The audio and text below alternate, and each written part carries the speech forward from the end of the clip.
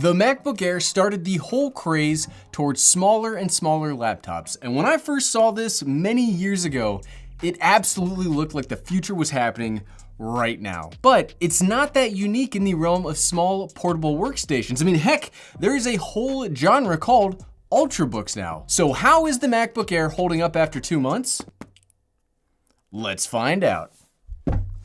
I used my hands that time so I wouldn't break. What's up everyone? I'm the Everyday Dad, and if I can figure it out, you can figure it out. The MacBook Air is in this weird spot for me where it still has all of the functionality of my MacBook Pro, but it just does it slower and sometimes hotter. In its benefit though, it is a little bit lighter and a little bit cheaper, and you can get a superiorly, I don't think I said that right, or it's not a word, spec'd out machine for the same price as the MacBook Pro. Now, this is not gonna be a spec heavy video. Basically, the way we're gonna break this down and the way that I break all of my videos down X amount of time later is I'm gonna talk about the things that I both really like and the things that I don't like as much after using this for 2 months. And then we're gonna talk about who I would recommend this computer to. For this video, this is my MacBook Air that I purchased on my own, and it is the base model with the 10th generation Intel i3 dual core processor and the base amount of storage.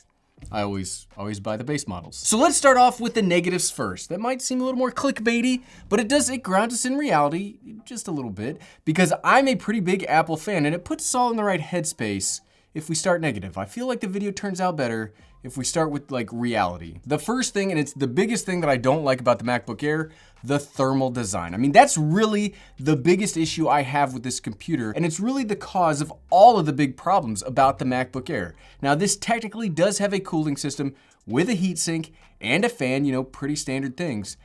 However, the weird part is none of that is actually connected to the actual CPU.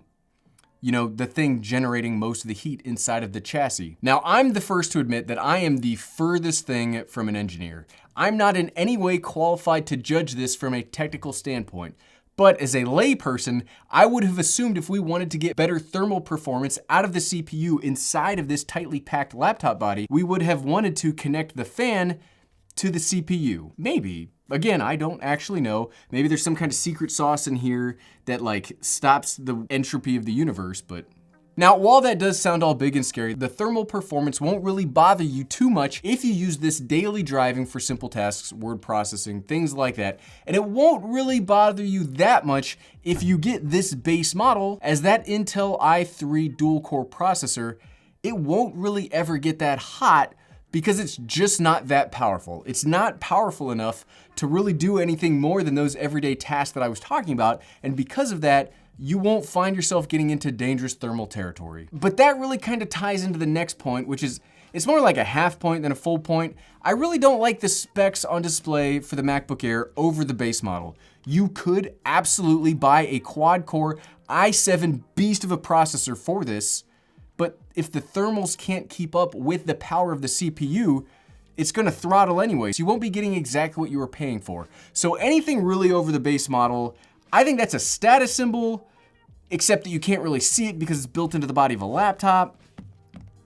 Can you really have can it be called a status symbol if you can't see it? Like, isn't that what symbols are supposed to be seen? Honestly though, that's really the only big problem I have with the MacBook Air. I could complain about its base model performance compared to other base model of devices out there, but the MacBook Air, this isn't a performance machine.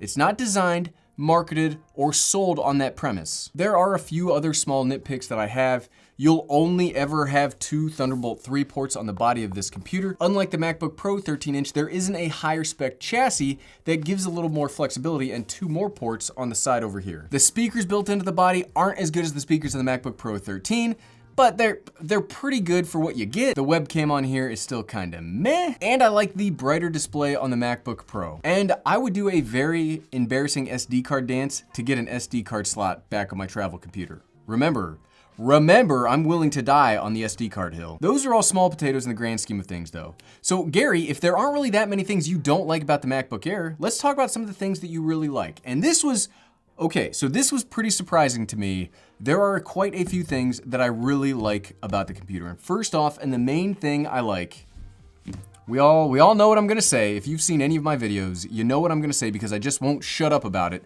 The new Magic Keyboard. We all know by now that Apple replaced all of the butterfly keyboards of their older models with what they call their Magic Keyboard. And if you've seen even one of my videos over the past month, you'll know that I'm quite enamored by this design.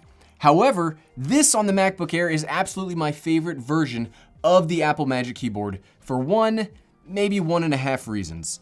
The biggest one is these are all physical buttons. There is no touch bar here.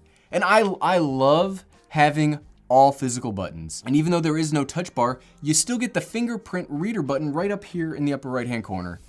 That's pretty awesome. Now, I've been using Mac products for a little over 3 years now, and in that entire time, I've never once sat down and said, wow, this experience is so much better because I have touch functionality for my function keys instead of just actual function keys. I've never ever said that. And I've absolutely tapped the wrong things on several occasions on the touch bar because it's a touch bar. Physical keys for everything. If you're gonna make a keyboard, give us physical keys, unless it's a digital keyboard. Not physical keys there. Another big benefit when it comes to typing, and as this is basically a portable typing machine, the build quality of the body itself, much like the MacBook Pro, the design on here makes it so much more comfortable to type because you can rest, can you see this? You can rest so much more of your palm, wrist, and hand here. That just keeps your hand in a much more neutral position. And if you're younger, you probably don't care about this, but for those of us that professionally type, which is every office worker, no one wants to get hit with carpal tunnel or another painful problem.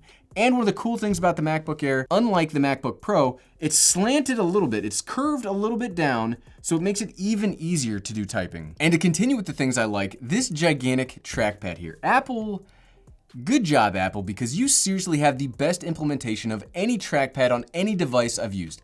You've heard me say this, I have 2 Windows machines here that I use for my day job and my VR gaming rig. And I hate using them in laptop mode without a mouse because while they don't have bad trackpads, nothing is as good as an Apple or a MacBook trackpad. There just isn't. Fight me. When it comes to the power though here, I like it in a very specific way.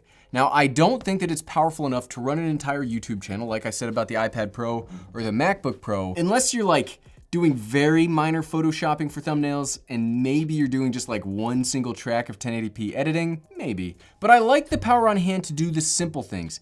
I've yet to run into a problem streaming videos, having multiple tabs open on my web browser, or just those very basic things. It's things that you take for granted and you can continue taking them for granted here because it continues to work. Hooray! Now, this next one isn't just on the MacBook Air. You've heard me say this on the other MacBook products, but I really like how versatile Thunderbolt 3 continues to be. Despite me complaining about being able to get 4 ports here, like you can on the MacBook Pro 13, if you would want to take the MacBook Air and plug it into a dock and get a more desktop type of setup, you really easily can. A simple dongle will get you monitor, keyboard, and mouse support all through one of these little ports here. I do wish the ports were a little bit farther apart because it's really easy to get one of them blocked, and there's just enough power on hand to make that a seamless and enjoyable process. Much like the MacBook Pro 13 models from this year, the MacBook Air models across the board have also had an upgrade to their storage. So the base model of last year came with 128 gigabytes of solid state drive, but as time goes on, that's basically like just enough to hold the operating system. Here in the 2020s, we get 256 gigabyte base. I did think that was barely scraping the minimum on the MacBook Pro. I'm more okay with that number here because for one, it's $300 cheaper. And 2, you wouldn't necessarily use the MacBook Air for tasks that need that much storage. Family pictures, Word files, and spreadsheets, 256 gigabytes should be pretty good for handling those. It gives you just about the right amount before you have to start dumping things into external drives too frequently. Something else that I really like about the MacBook Air, we just mentioned it a second ago, is the price. This is the cheapest MacBook that you can get that still gives you the full macOS experience with the new Magic Keyboard. Normally, I do really try to push and recommend used or refurbished equipment for stuff here on the channel. Most of my equipment is used. The camera's used, the TV's used, the microphone's used, this camera's used. Most of my stuff is used. However, when it comes to the 2020 MacBooks, I don't recommend going that route because you miss out on the Magic Keyboard. The bare minimum of what I recommend if you want to spend the least amount of money possible is this base model MacBook Air. And that's why this has turned into my standard recommendation when people ask me how they can get into a MacBook or a Mac computing environment. iPads are great, and I'm a gigantic fan of both my non-pro and pro versions, but it's not the same as a full computer experience. And if you're new to like this kind of ecosystem, if you're new to Apple computers, it could be pretty intimidating trying to like switch from a Windows computer to an iPad. So this has really come out as my recommendation. And since this is released, I've personally recommended this to 2 people like in real life, strictly due to its price to performance ratio. I wouldn't say that's good if I wasn't gonna recommend it. But at the end of the day, so what, right? After 2 months, who would I recommend the 2020 MacBook Air to? I would recommend this to anybody that wants an Apple computer, but doesn't wanna spend that much on the higher end, and you aren't gonna be doing a lot of very CPU/GPU intensive tasks. If you want something that just works, is very high quality, very lightweight, and is able to just go with you anywhere and do those tasks, this is a fantastic option for that. This is great for word processing, spreadsheet generation, content consumption, office type of work. It's not great, but it's totally usable for web conferencing and audio tasks because the microphones, like we said, they're okay. However, I would absolutely not recommend this to people who make a lot of online content and want to use this to make their online content. This can do some light video editing/photo editing work, but it's not something that I would go out and specifically spend money on. If you want a small, portable computer for that creation, you need to save up an extra $300 to get the MacBook Pro 13. It's way more powerful and has a much better cooling system. And if you like this video and you do want to see what kind of power we have on hand here, I did create a video where we did a full video editing test on the MacBook Air 2020, and you can find that video by clicking right here. Click, click, click, click, click, click, click. Thanks for watching.